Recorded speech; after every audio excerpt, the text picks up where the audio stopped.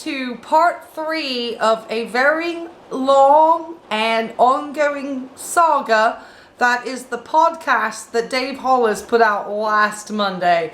And I do apologize. I have been trying to get part 3 filmed, but it has been an extremely busy week, and today has just been a catastrophe. But I said, you know what, just film it, and if it looks terrible, it looks terrible, but you just want to get this out and share with the people who've been taking the time to stop by the channel. Anyway, hi, my name's Ray. I'm here in the United States, and I make commentary, reaction.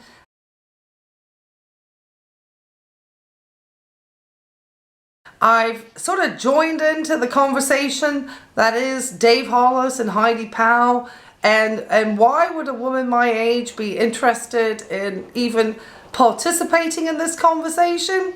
Well, part of the reason is that they are adults, and I just feel that they are selling a business, and if anybody is trying to sell something to people, I feel that something should be quality.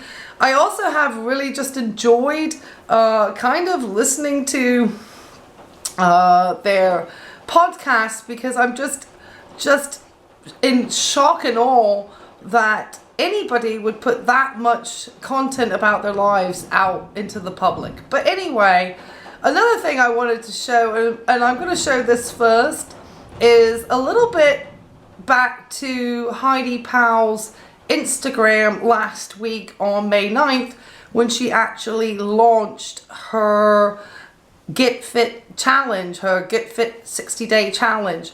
And it was a 60-minute podcast, and oh sorry, I shouldn't say podcast. It was a 60-minute Instagram live stream or reel or something of that nature. I believe it was a live stream initially, but I just wanted to highlight the first part because it's just a very interesting way to live when you are running a business. It's just listen to what she has to say here. There is a lot of noise going on. You're going to hear the rain that's hitting my skylight currently. I have 2 dogs who don't like the rain sitting up on the couch here with me. One has managed to avoid sitting on the sheet. And then I have also my other little dog is petrified of storms, and so she is over here barking away. And I have no electricity, so I have no ring light, so I have no idea what the lighting looks like. It's probably terrible. And I just was like, shoot, let's just get this thing filmed. You probably just saw lightning there. Let's just get this thing filmed. Let's get this last part listened to. Let's also edit in the opening live from Heidi last Monday, because it just seems to give an indication of okay, so the reason why I have a problem with what she was saying, and I'll just preface it here, is you are showing a lack of respect for people's time, and in business that never is a good thing, especially when you're selling a service and other people have things to do throughout the day. So believe it or not, people do have schedules that they have to keep to and other things that they have to go and do in the day. You know, you add the letters ISH to the end of any time I give. So if I say 1:30, it's 1:30-ish, which could be 1:20, could be 1:40, could be, you don't know. Here I am. Well, the reality is 2 things. Number 1, today is the launch of our 60-day challenge. The 3rd 60-day challenge is officially in full swing, and the community is actually really, sorry, I gotta turn this on so it doesn't keep blinking. The community is really freaking amazing. I'm so excited. So I've spent a ton of time in there this morning. So starting at an ish time sometimes doesn't work for people, especially normal people who literally have to be somewhere at a certain time. They might have been taking it at their lunch break, and now if you're starting it late, they may not get the full program because they have to get back to work. the bosses aren't going to be as understanding about an ish because Heidi Powell didn't bother to start on time. So I really think that is not very considerate of people. And I know when I run late, and I do, and my friends tell me about it, they give me shit for it, okay? My friends give me shit for being late. And it's a lot to do with, you know, having to get my dogs out, but it's just rude. It's rude to people. I realize it's rude to people too. So I'm always apologizing to people about it, but it's not a good habit. But I'm not trying to sell a business. I just piss my friends off. Anyway, that being said, there's another, so that's why I wanted you to listen to this little bit of this Instagram, and then we're going to get into the podcast, because that was wild. This was a very interesting book that I picked up, and I'm going to start reading it, and maybe I'll start commenting on each chapter each week. I don't know. I'm not that together, but I'm trying to be. Anyway, it's called Get Rich or Die Trying: Ambition and Deceit in the New Influencer Economy. And I felt this would be actually a really good accompaniment to what I am commenting, because I think really what I'm trying to get across with this channel is that we need to be very diligent and very astute when we are getting information from somebody who is calling themselves an influencer, because they're going to be coming at us fast and thick. And I think also with economic times maybe changing, they're really going to come at you fast and thick. And so I just think this is going to be a fascinating read, and I think it's going to be a great accompaniment. And not that I'm saying that Heidi or Dave are trying to do anything deceitful. So I want to preface that. That's not what I'm implying here. But what I am saying is I think that we do need to start using due diligence and caution when it comes to how we spend our monies with influencers and the types of products, services, courses, anything that these people are trying to sell to the rest of us. You work really hard for that money. That money is something that you're going to need for your future. So I think it's always really smart and pertinent to make sure that you're using that money in the right place. I know that I'm single and I have a home and a lot of expenses, and I have to be really diligent and very cautious. I've used those words like 15 times. I need a thesaurus that day. To make sure that I'm not just wasting my dog hates the light. So anyway, let's try to finish out Dave. I've only got like less than 15 minutes to go. So before my camera breaks down, let's listen to Dave. Let me turn him up. I'm going to apologize. I'm trying to figure out how to get a microphone and get all this stuff. Oi!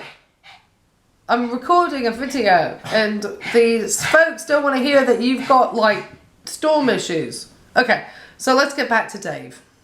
Followed the ways of Christ.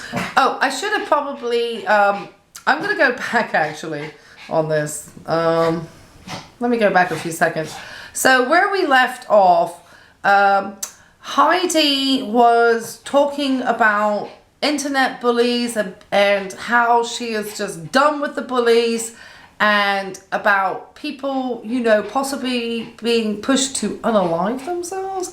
And then, so that's a trigger warning. And then she started to say that the people who were leaving some of the most grotesque comments to her allegedly are ladies who sign off with Christian epitaphs at the end, you know, God bless, you know, blessed day, all that, you know, in God's name, peace, you know, in Jesus Christ's name, you know, I'm guessing. And so she is kind of talking about the fact that obviously it, you know, probably implying that it's not very Christian to turn around and then say some nasty stuff to people. So that's where we left off. I'm going to start it from about there, and I'm going to try to just listen. And they grow that fear, that self-doubt, that insecurity to places that actually cause humans to ruin their own life, because they begin to believe what those internet bullies are saying. They are responsible for suicide, like many suicides. Yeah. And when you actually think about that, and when you go look at these internet trolls, if you actually click, right? What's interesting to me is their bios usually say devout follower of Christ, or Jesus lover, or faithful mother and wife, right? Which is great, and I love that. But I think if we actually followed the ways of Christ, we wouldn't indirectly cause suicidal ideation, to be at an all-time high, and that's what's happening. And I actually believe if these people stopped, these moms who are holding their sons proudly, right? I see so many pictures, and it's usually women that I've seen on your stuff. It is really sad to think that that woman's son or daughter or grandson, there's a lot of grandmas too, might be the victim of someone bullying them the way that they are currently bullying somebody else. Yeah. And when that happens, like, my heart hurts for that person because they are about to feel what they caused. The only thing I wish is that she gave an example of one of the comments, so we could see whether, I mean, I don't go through Dave's Instagram like that, so maybe I need to actually take a look, but it would be interesting to, know what was actually said. Is it a bullying comment, or is it a critique of behaviors? That's my curiosity, because there's a very big difference between just being a bully and an online troll, and then somebody actually having some type of concrete critical comment that is coming from a place of thought and coming from a place of concern, maybe. So there's a really big difference, and I think that is something that everyone should always be very cautious of. Is it just bullying and nastiness, or is it actually a worthy criticism? And you can't always take a critical comment as being bullying. That's not necessarily, it's the only place where you may actually have opportunity to learn and grow. And one of the things that you start to learn as you develop as an adult throughout your life is how to manage and handle criticisms that come your way, because you're always going to get criticisms from people. It's very difficult for you, unless you literally just took yourself off the grid and never spoke to another soul for the rest of your life, to be somebody who is not being criticized. It's tough. Anyway, let's get back to listening. Somebody else to feel, right? And I'm not saying parasite to be mean. It just is. If you look up the definition of a parasite, like, they are eating and sucking life. And here's the thing, though. I don't think I would change it. I would never change it. I think I only want to help people love themselves enough to overcome it and, like, get through it, because it's important. And people are strong enough. And actually, those people have freaking made me stronger. They have helped me see the value in life, and that I am actually way too good to care about what they say, right? And they're slowly doing the same thing for you, right? But and I believe that darkness needs to exist in the balance of light. And I think it's heavy in your life, Dave. And it's heavy in mine in ways, right? I don't really see it all the time, because there's so much light. You have so much good. If you didn't, they wouldn't care. Like, if you weren't someone that they were interested in, they wouldn't be interested in you. They wouldn't be there. And so to anyone experiencing bullying or hate in any way, remember that. Yeah. Like, if you weren't great, they wouldn't be here. Yeah, well, I think it's hard because I don't like to have to admit. I don't want to laugh, but she's saying that the reason why people are critical of Dave is, that's my return of my electricity, that noise. So that's good news. Dave was being, I don't think it's his greatness is the reason why he started to get more backlash. I think it's a lot to do with his perception of his greatness, and then us not coming and just fawning over the wonderful books. I mean, that's really, no, I don't think that's why. Now, there's always bullies, okay? Like I said, they're not saying what the comments are, so I have nothing to base whether I think it's just criticism or whether it is coming from a valid place, or is it really just trolley bullying? I mean, it's hard to tell. That serving up such a cherry on top opportunity for people who already were waiting to be critical in the way that I did back in October was something that I wasn't strong enough to handle, but I wasn't strong enough to handle. It absolutely 100%. But Dave, I thought you were built through courage. So if you just I think he definitely, oh, there's my electricity back off. It's coming off and on. If he wasn't strong enough to face any type of public criticism after the experience of he having closed a business and selling marital courses, I think it really was not the best of ideas and plans to then try to get into the self-help space if you weren't being able to take some type of criticism. I think you have to be kind of Teflon in this day and age. Is complicit in all of the things that have unwound being unwound. And in a crazy way, I have talked about the kind of the breakdown or the mania or the whatever as a thing that I originally thought, was the end of my career, the end of life. And it truly was the thing that I think it helped save my life in beautiful ways. But I don't, I'm still not back on social media in part because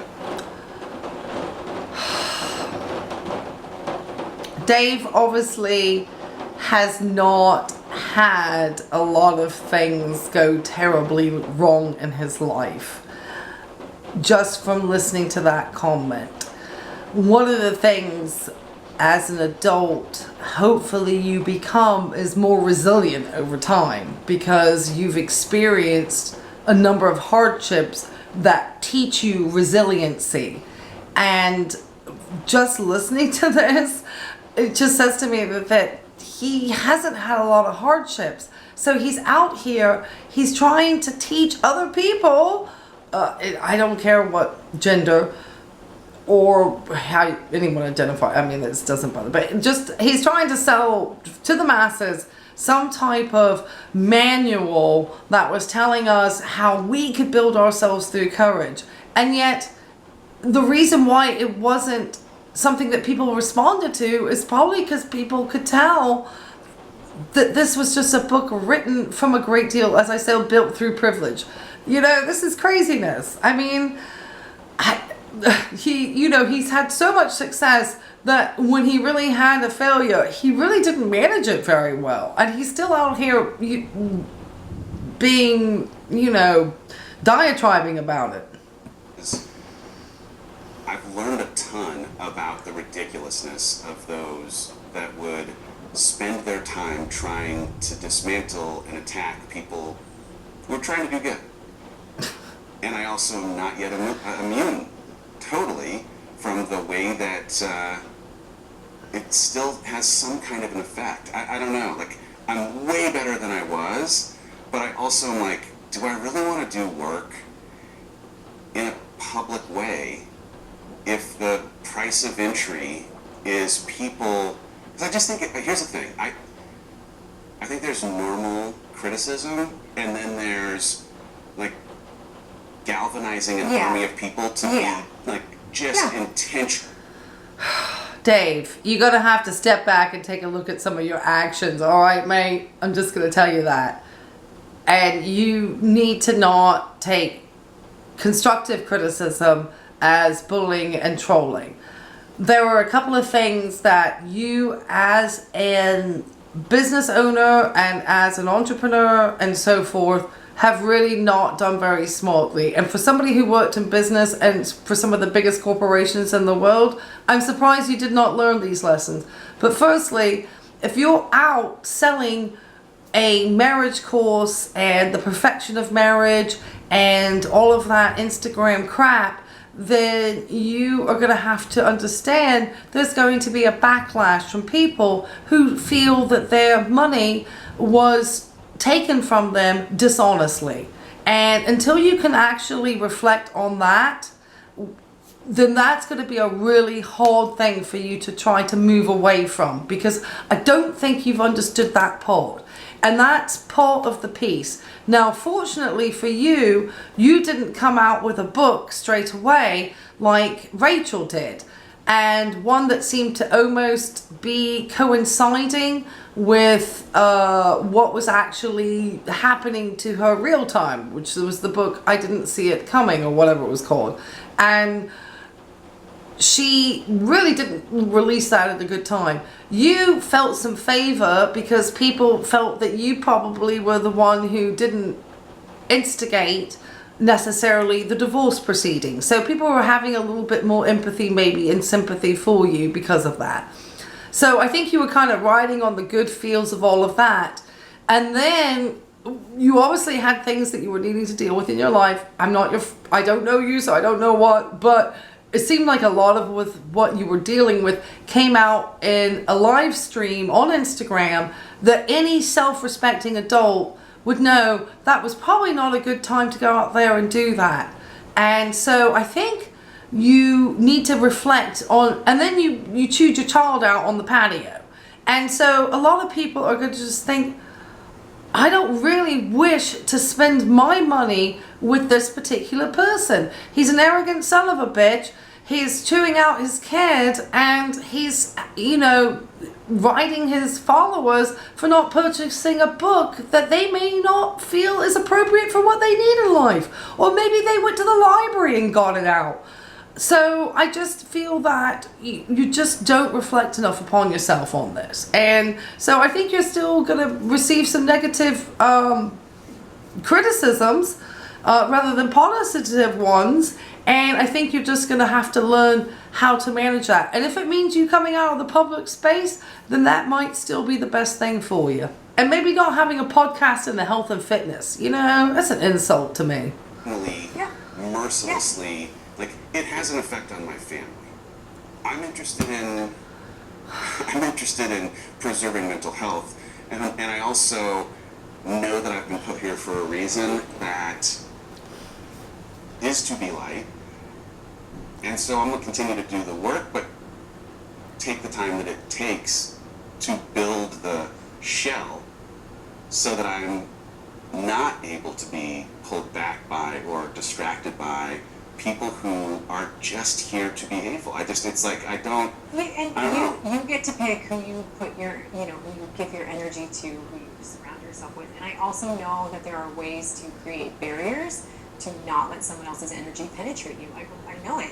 And I know I've experienced that myself, and that that right now is not the time for you to go back, to acknowledge it, and to follow your knowing is huge. And it's not to say that it won't ever be, but as you are gaining strength and as you're working on parts of you that you didn't know were hurt or wounded, right? That you are keeping yourself in a safe situation is awesome. That's something I wish more people.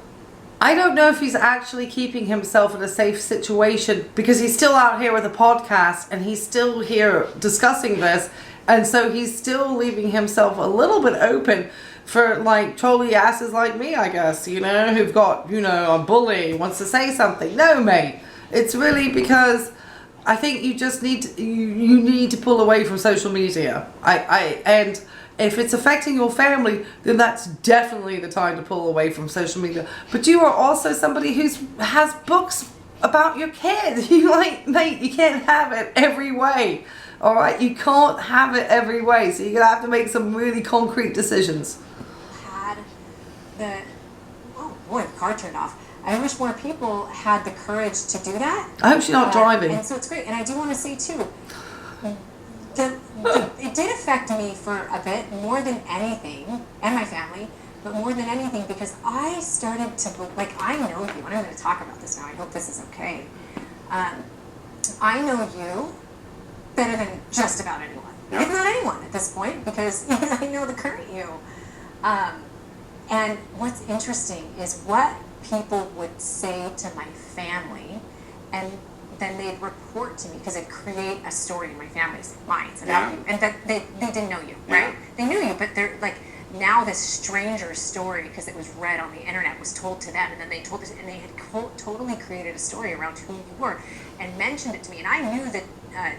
I knew the inconsistency in what was said versus reality, but it still planted a seed of, now my family doesn't want, like, that was the hardest part for me, until it got to the point where I was like, and here's the thing, it was great, because it was part of what allowed us to go our separate journeys to work on us, and like, you and I both said, okay, we don't have the strength right now, the time, the bandwidth to deal with all of it, so let's work on us, let's let everything settle, and it was the greatest thing, because I also got a chance to be like, I know him. Yeah. I know that night. These people really do 0 to 60 better than anybody that I know. Just think that, wow, do they ever take time to breathe? I mean, you went from a marriage that you had a business with your spouse that was a large, a pretty decent sized business, to a divorce that kind of took you off kilter. And then you I don't even know, you rolled into a relationship pretty dang quickly that was pretty intense. It's not like he dating around. No, he is in a relationship with a lady he started a business with, and he's releasing up. I mean, wow. I mean, I don't think I would have the mental space for all of that. And I don't think, and then I don't want to say, but I just think, I don't know how long she's been out of her divorce, but I always wonder with these types of folks, why are you just not giving yourself a little bit more time just to be alone and to find out who you are without being in a partnership? And I don't mean like 6 months or even a year. I mean, like, why didn't you just take a couple of years out and focus on you and your kids? Because if you start trying to date people, you suddenly have to take your focus over to this person too and try to build that relationship where you might not be in a place to do it. Wow, I don't know. I don't know. I feel like it's adding complication. Then you throw your life on social media, then you're like wondering what, and you look like a hot mess express, and then you're wondering why people saying shit. I don't know. Anyway. 100% of what I hear is not true. I know, you know what I'm saying? Like, I know, not that there's any, but like, I know your heart, I know who you are. Sorry, and I wanted to preface, like, if it had been my parents and they had seen somebody having like the meltdown that Dave had on the patio of Peace that day, that was nothing peaceful about it, I think that I'm sure my mom and dad would be concerned too. I mean, you'd be like, that's who you're dating? Like, he's a grown-ass man, and he's like out there, demanding people to spend money on a book, and, I mean, if anybody was being a bully that day, Dave, it was you. So reflect inward. To the point where I don't give a believe what anybody else says about you, because I'm the one who gets to be with you. Yeah. No one else gets it. I do. Yeah. It's hard because there's always this.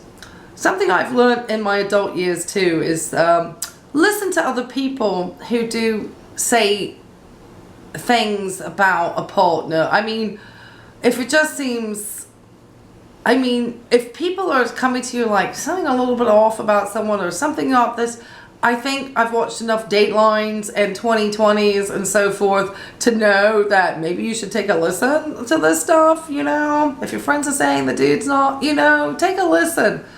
I wish I had listened to my mother on my first marriage when she told me not to marry that idiot. I wish I had listened to her. And I didn't. Fool me. I'm an idiot. Like camp that's like, don't give power to the trolls by even acknowledging that they exist, but with Dave, you're a grown-ass man. You sound retarded saying the word trolls. I mean, seriously. Seriously. You know, if you can't take the heat, maybe someone should move themselves out the kitchen. All right, back to Dave. He's getting upset. To, like, kick someone when they're down, that I don't understand. No. I don't understand. And you're never going to. And I'm never going to. And, like, the faceless nature of, you know, burner accounts being mean it's a thing I just am never, ever going to understand. And the fact that I still, in that compromised state, was... I'm not being faceless, so I'm being an adult, and I'm talking to you as an adult whose life's not perfect, but I'm not trying to tell people how to be perfect. I'm just sitting here being obviously a snarky biatch. Affected by it is something that I get bummed about, but I also, like... I'm sure. It's a human, I guess it's just a human thing, you know, like, I am building, again, I'm going to try and build, like, a strength and a whatever to be able to weather whatever someone wants to sling my way. Like, the more, like, I will say this, like, being away from social and being, you know, like, away from all of it, most normal people don't live their life on social media, Dave, and that's how we cope better, probably, in our day-to-day when we even have like cray-cray happen, okay? Like I can promise you, one heck of a lost 2 weeks. I'm not going to get into it because this is, you know, not a vlog. It's me commenting on you. It has been a scary, tough time for me. But as an adult, I understand that I have had scary, tough things happen in the past. And on the whole, if I approach things and not hide myself from them and try to actually take steps to say, okay, let me take a couple of days off here. I don't expect to be solving this problem at this moment because I'm kind of sad and upset about it. Then reaching out to people who I feel would give me strength or be a positive influence to talk to in my personal private life. Not a bunch of people out on a gram. Nobody would know from looking at any of my social media accounts what transpired a couple of weeks ago. Nobody would have an idea. The only people who know what's going on are my friends who I have spoken to in person, who I know are supportive of me. Okay? Because that's what an adult does. Then as I worked my way and found solutions to that problem, so I gave myself a couple of days of grace. I kind of let myself get upset and all the emotions, because obviously you have fears and concerns and things when things go bad. I mean, it's just natural. And then obviously coming up with a solution for that and trying to work towards that solution as I still try to balance the other parts of my life out. So that still means getting up, exercising, going to bed at a decent hour, taking care of my beautiful dogs, taking care of my home, trying to make some YouTube content. I mean, there have been, things that I have put in place to try to, as healthfully as possible, manage and tackle this. And I think your reliance on trying to create a brand of who you are has started to become your mental and emotional downfall, if that makes sense. But for somebody who's trying to teach almost like being built through courage, a lot of stuff he's done has not been very courageous. Some objectivity that comes in how ridiculous That's a big any of it ends up being, which is part of how I'm healing from it. Like, any kind of proximity to the toxicity makes it feel more real than it is. It's not real when you're not there. But I still, like... And, I've never seen a person come up to you and say anything negative, ever. You know why? Because they don't have the balls to. So the reality is, if they're not going to say it to your face and they're going to go hide online, it's not worth hearing, because they're not somebody that, they're they're not somebody whose opinion matters, Yeah. right? Yeah.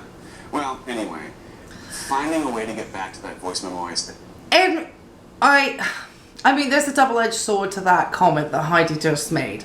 Partly, the public opinion does matter because Dave is a public figure, and his ability to market himself, get ads, get brand deals, get advertisers, make this type of money is to do with people feeling that they can relate to him and have some type of, even if it's parasocial, some type of relationship with him.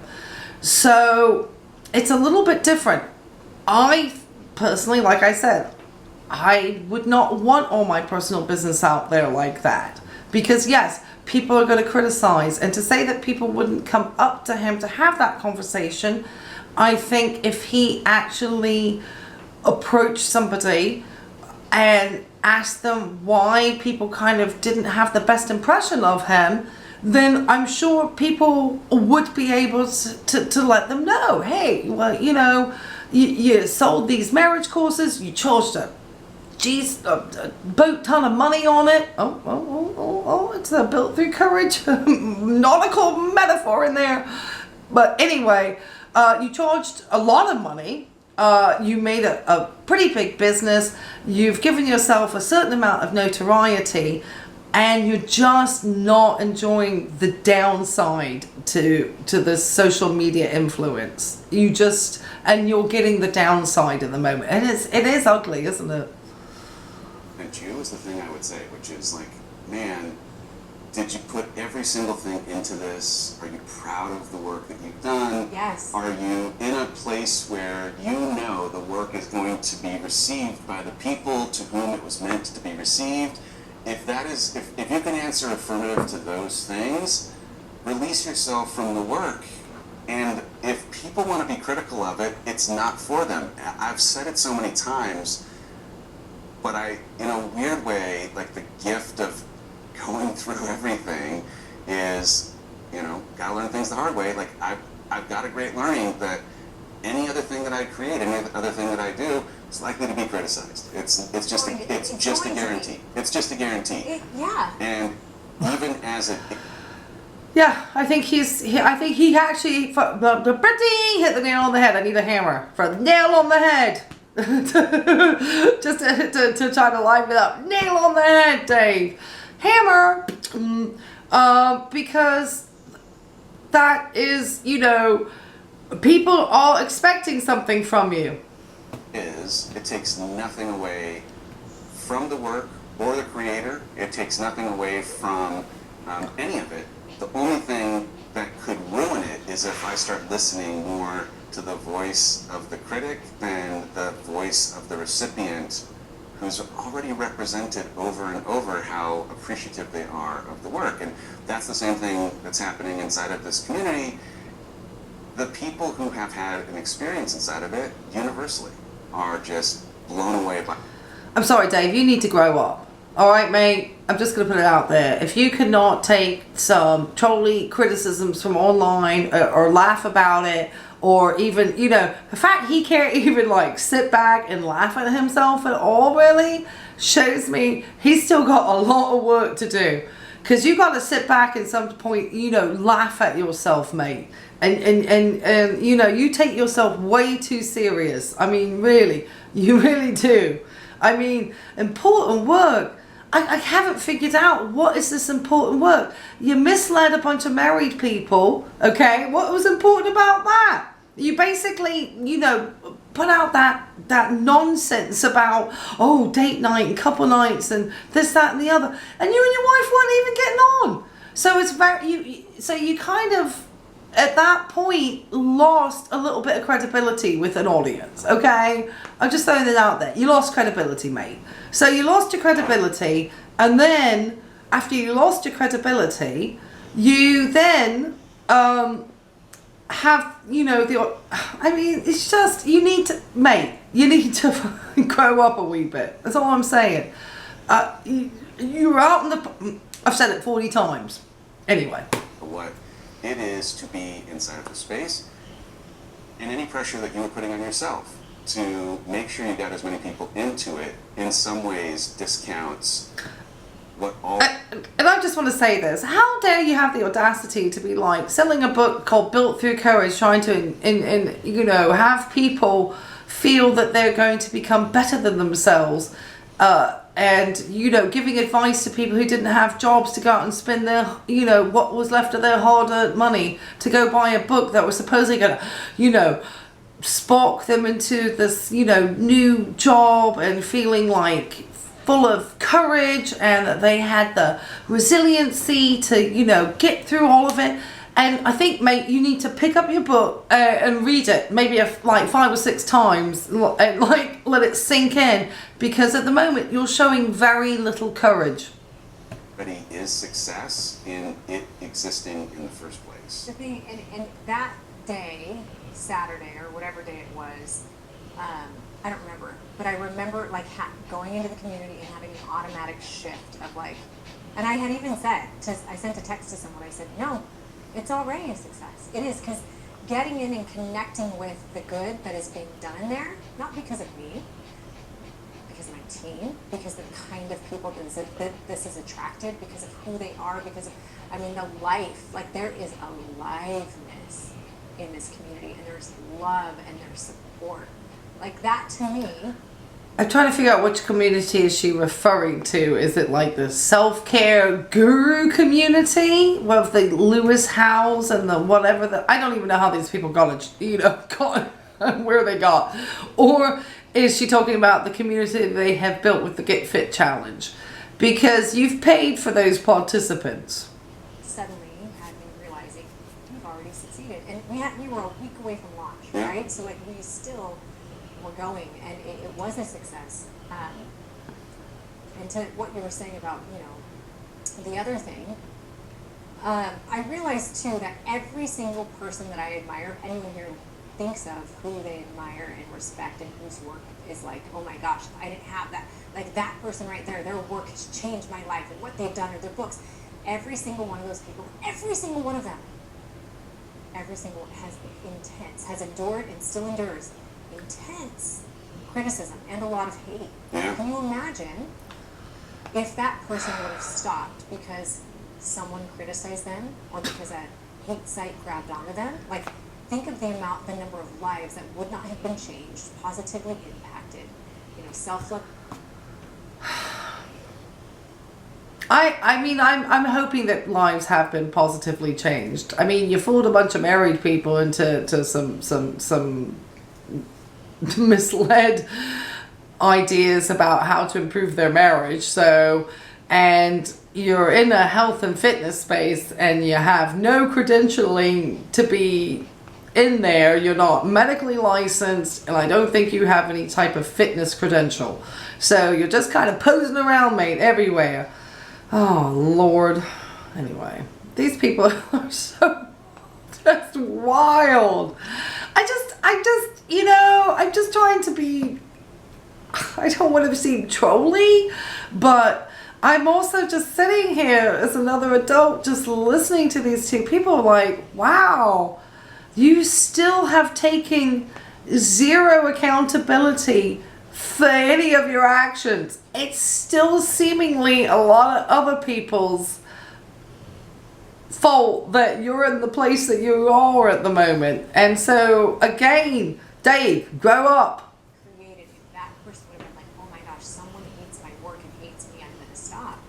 And I think everyone should remember that. Like, when we're all going to have, I'm going to have people that don't like me. I don't freaking care. Because I know that I'm put on this earth to help. Well, Heidi must be close to my age then, because I'm in the no-fuck 50s. So, but they're still in their 40s. They might still care a little bit more. At least these people in this community, and at least my kids, and at least myself, by the fulfillment that comes with what I get to do. So, I don't care if 90% of the people in this world don't like me. If these 10% love and appreciate what I'm doing and it's making their life better, this is what I'm going to do. Yeah. And you're also going to have days like Saturday. Right? Says Heidi, who, was feeling the stress about putting this conference and putting the challenge on and all of that. But now it's a community that she, couldn't live without. So I think it's, I don't know. These two are I'm just listening to them. I try just to think of why they don't sound pretentious. And it's really hard. And I'm going to tell you I'm going to quit. Yeah, and you're also, but it's just like part of the human experience. Like, I'm going to get through it. Yeah, and you're going to get through it. I'm on the other side and be glad that I didn't quit. Yeah, me too. All right, good work. Thanks. All right, challenge starts today. Oh, good. Yes. Welcome. Welcome. We're excited about this. All right, that's I'm just wondering, is this how like dinner conversation is with Dave and Heidi when they go out for the night? I mean, are they just talking? I mean, God, can you imagine how exhausting it must be to always have to be so constantly in touch with your shit like this all the time? I mean, wow. Do they just do normal stuff? Maybe if they just had some normal things to worry about, like, I don't know, folding clothes, cleaning their house, cooking a meal, maybe pancakes, cleaning a toilet, I don't know. Maybe if you just had some basic shit to do, you wouldn't be pontificating on this crap for 30-some minutes on a podcast. I mean, I don't know. It probably was sponsored. That's what's even more irritating. I'm sure those ad dollars could be better spent elsewhere. Sorry. long bonus episode, but that's what happens when we go on a daytime date in a car with overalls on and just start talking and see where the conversation leads. This Thursday, new episode of the Rise Together podcast, John Acuff is coming on the show to interview me. I hope I didn't just spoil everything he was going to ask me by talking to you about it. Uh-oh. Listen, here's the thing. The round of the self-help people just interviewing each other. It's like, can I be a guest on your show? Can you be a guest on my show? Let's be a guest on each other's shows. And there's all these privileged assholes just sitting there trying to tell the rest of us, oh, get your chakras in line. I mean, I'm really like, it's a Monday, and most of us, most regular folk, are at work, at their jobs, and not being able to have a call date and this pontificating podcast that you hope will find a sponsor after you just complained about anybody who has looked at your content. One thing greater than the next episode of the Rise Together Shouldn't said all podcast that. is overalls. Oh, listen to Dave. He's in overalls. Oh, he's so quirky. I'm sorry. I don't want to be bad. But America is, and a lot of the globe is really having to deal with a lot larger problems going on than whether Dave thinks he's got some trolls. And like I said, the amount of privilege to be, having a car date on a Monday while, and Heidi, I mean, I don't know if this was prior to Heidi, her 64-minute live stream. Maybe this is why she was late to her live stream, was because she and Dave were off, having a call date. I mean, honestly, do you guys get to go off and have a car date on a Monday? I mean, seriously. And then they want us to take the money that we work hard for and spend it with them because they're giving so much back to the world, man. Oh my goodness.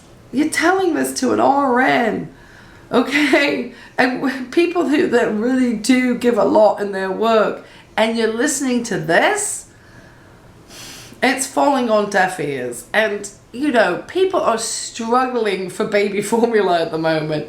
And these two are just, burning, jet fuel because they can't get a passport. All right, y'all. Have a great rest of your day. We'll see you next episode. Thursday. Bye-bye.